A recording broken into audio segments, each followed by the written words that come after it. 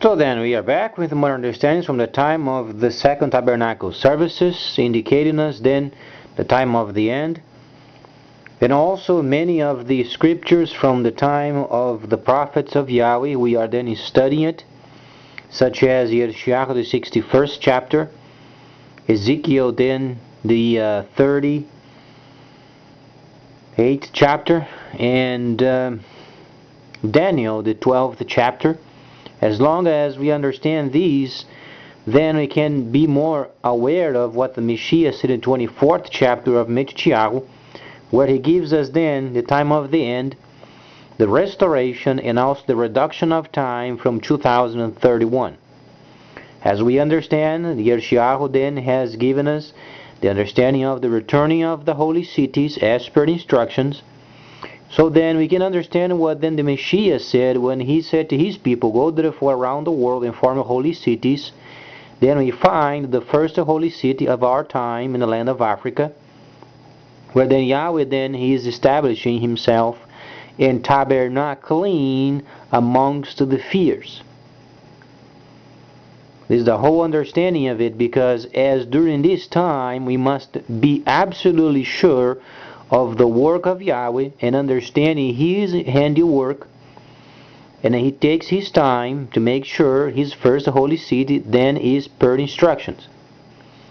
So then we find ourselves during this time where many of the governments of the world, they are trying to return to their old junkies, and there is lots of it going on at the same time.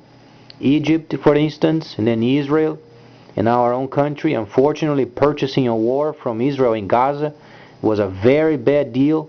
We should never done it, but it was done anyway. So then we must understand what's coming in the future, as then Yahweh tightening the belt, so to speak, and then afterwards we will understand what it means then the leadership of China because of the great trade of the end.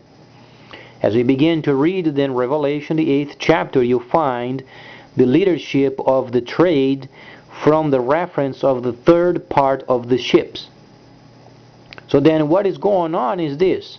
Every time the scripture then gives you understanding of the time of the end, it's because it is a very precise understanding from the viewpoint of what the Messiah said regarding the autumn feast. We understand the scripture from the time where then you find a third part of the ships, a layer of understanding much further of our future. We are reading then in Revelation the 8th chapter areas of 10 years yet in advance. So then, try to think as an American, very practical and with lots of reality. We understand China has a great trade and they have the most bulk of the products of the world. So then 10 years in advance, you can understand the Chinese system then already in place. Our system in our country is very archaic. Comparing with the technology of the future is very archaic, however functional, if we maintain the integrity of our old ways of doing trade. It is very, very, very reliable.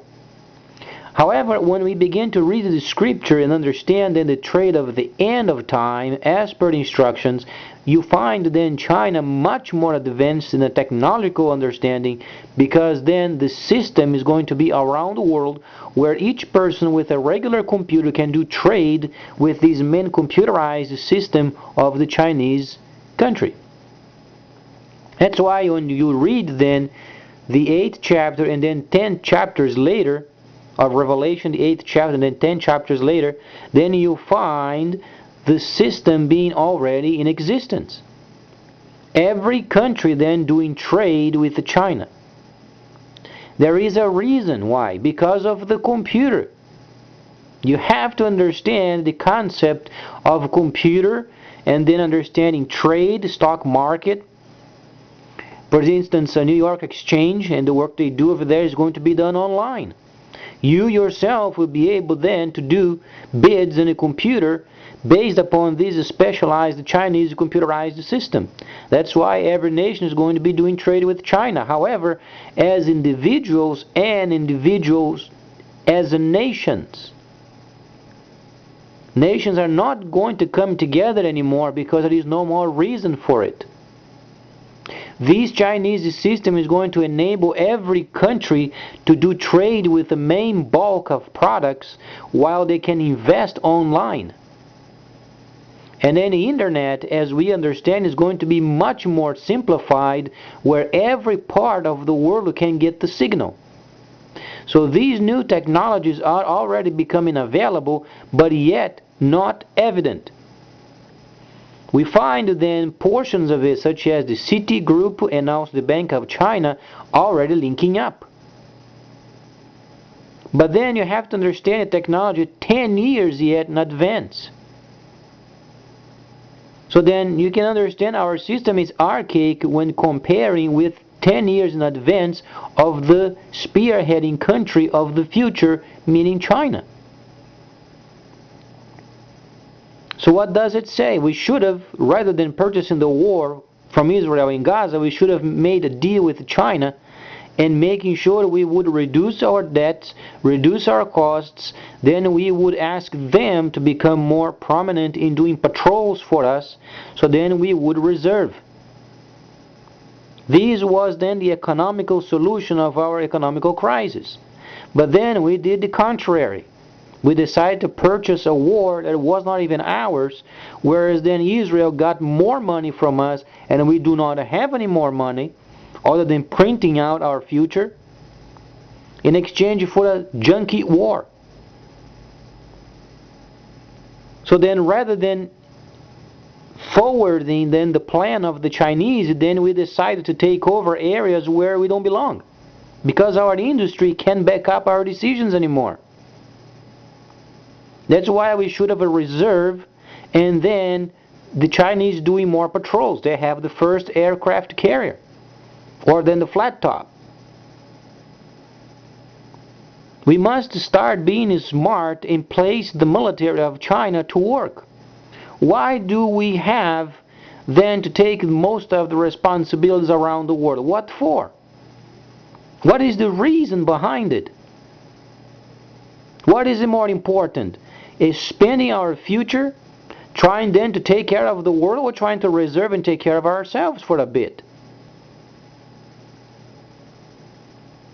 We've got privatization on the line. Must be done. Plus our industry, plus our petroleum, our resources must be explored. But then we have taken the wrong turn. Now we have further even more with our debts. We purchased a war where Yahweh was using then the war as the disciplinary action of Israel for them to understand the time of the end, and we ended up purchasing a junkie war, and then they are again doing the same junkies of the past. Egypt already got another dictator with more powers than the previous dictator. It's absolutely insane the way then a turn was done so wrongly.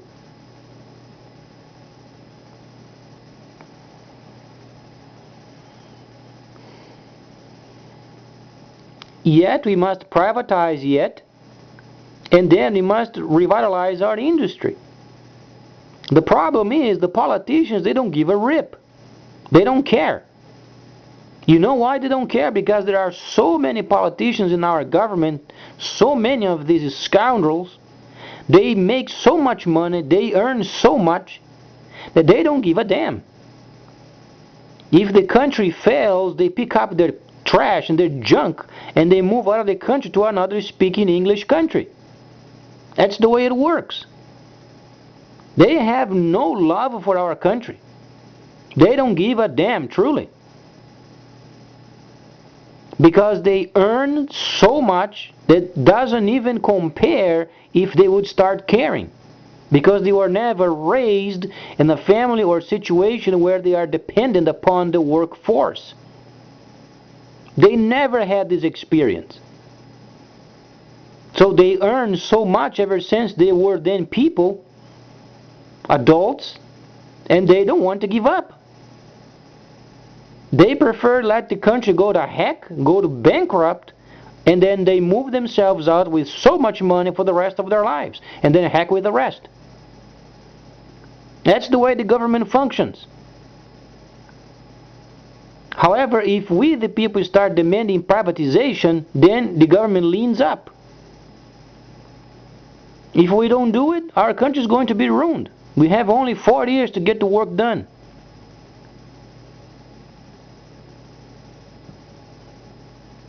I know how the government works because I used to work for them. They are absolutely abusive. They are not some sort of a group of people that come together to resolve the country's problems. No, they want more money for themselves. And then as the country goes to heck, then they move out of the country. They already have so much banking outside of US, you would not believe it. So they are not interested in the country's problems.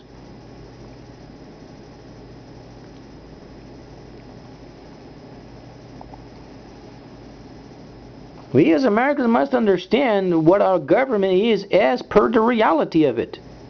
If they were caring, they would be privatizing. If they are not privatizing, it's because they want to ruin the economy, while they themselves, when the country is ruined, they simply take a flight out of the country. Otherwise, you would be watching privatization. Turning these junky agencies, they are only junk, they don't produce, they are not profitable, and turn them to the private sector, except FEMA and the Secret Services. The rest of it has to become private.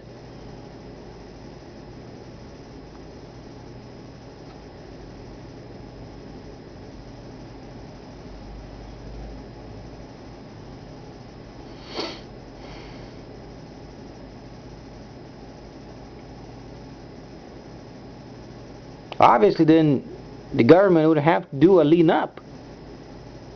But as it is, there is no way of recuperating our industry. And we have to be honest. And not only this, we have to take these measures and then privatize, make sure then the system holds. Then the situation with the Medicare and Medicaid has to be redone. And not only this, but then our military should then change the whole concept. For instance, third-party companies to come and take care of the headquarters, fixing up and repairs, has to be done by the soldiers. They have to be trained. The selective system of then soldiers has to be done as per technical abilities of the person. If a person was never mechanical inclined, should not go to the army. They have to start selecting people with vocational. Those people are trained in electricity, electronics, piping, plumbing, so they can use their services besides then the proper teaching of the military without jeopardizing then the formal training. And they are responsible for the headquarters wheresoever they are found themselves in. They have to learn their repairs, get parts, decent parts, repairs, component level repairs, and start learning it.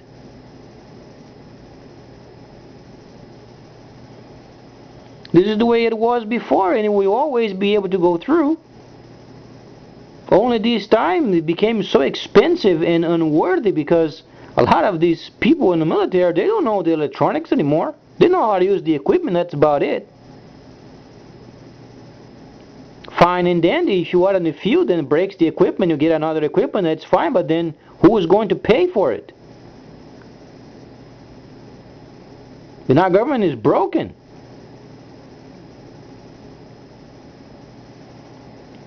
So the whole concept has to be changed.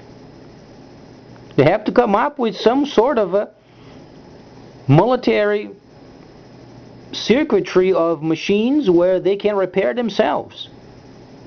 No more third-party companies involved. They have to get parts and fix it nice and then put it back in the equipment and it must work. using labor from the military. No private companies involved, so then reduces the price.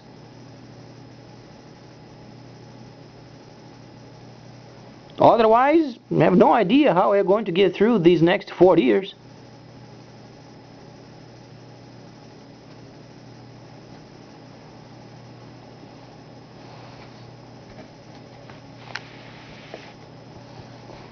Myself, during the time of my service, I was in charge of the electrical repairs of the stand for training with guns. You know, those target practices, moving pieces done by electric motors? That was my function.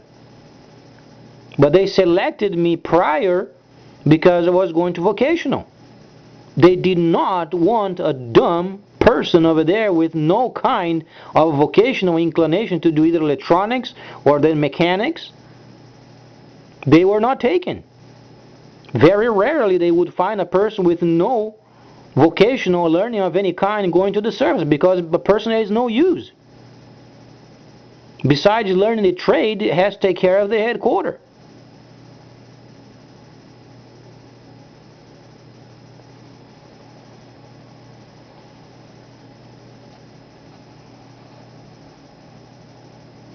Not only went to the service to do repairs for the military, also went and became MP on top of it. Because they were very selective when they were then hiring the people to work for the military. They want to know, have you done any study? Have you gone to vocational? Do you know industry? Do you know mechanics or electronics? Because they want these people then from the civilian world to be drafted, to be then trained, and then maintain the equipment of the military, so then reduce costs.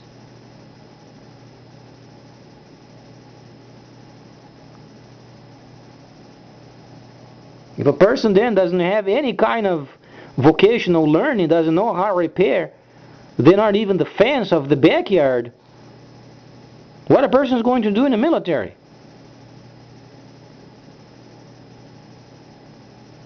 Military is very technical these days. A person must go in there and show their share of learning.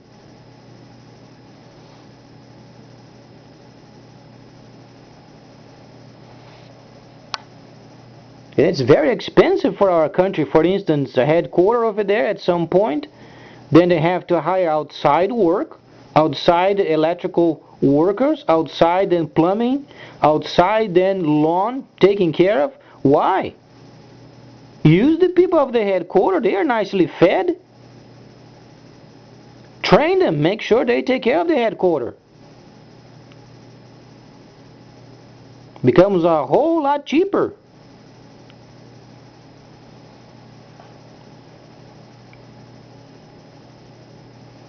Then have your training during hours, and then after 6 o'clock at night, then do the repair at the headquarters.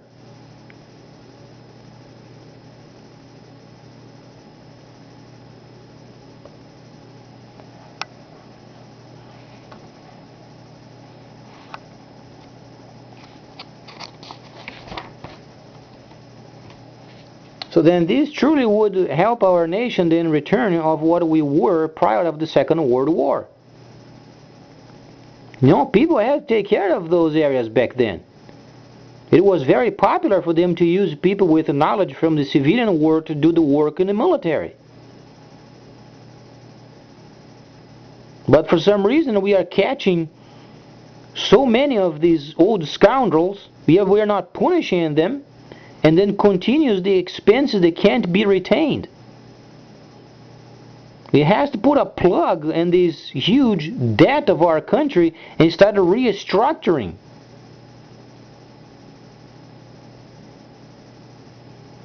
There are so many youngsters already with a computer learning abilities that can be hired by the military and take care of their own equipment. They have scopes, they have parts, they have laboratories. They can easily take care of their own. But then there is not a person over there with a strong personality to maintain the numbers low. They are always acting as they are in the club of the Mother Joanne. You know, come in and do whatever you want, and then the governments pay for it.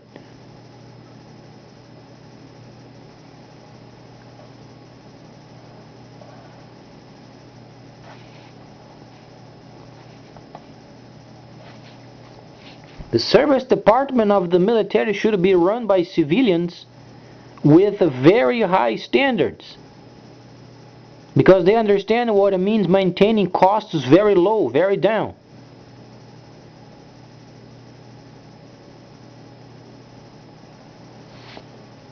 Yeah, a person should have a military life in the military, of course, but then when the money comes in and it's not placed under the control, then becomes, you know, Mother Joanne.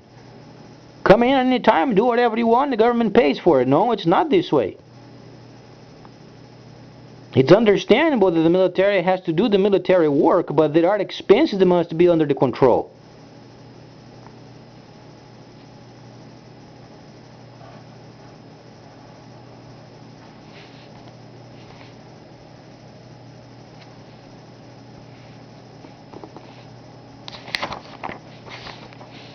But then he found out later, not even our president has a decent birth certificate. He was not born in the U.S.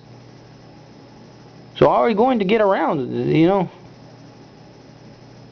At the same time, we try to restructurize our country, and then at the same time, then we find scoundrels in the government. We find people with no relation with being responsible. Then we find later our own president has a false birth certificate. He was born in Kenya.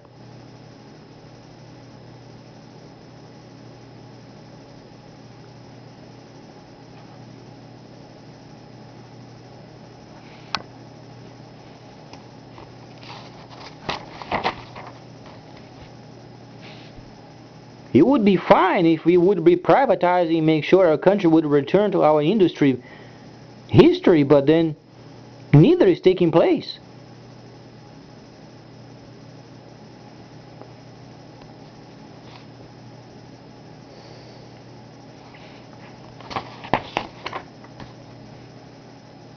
So please stay tuned, much more coming up.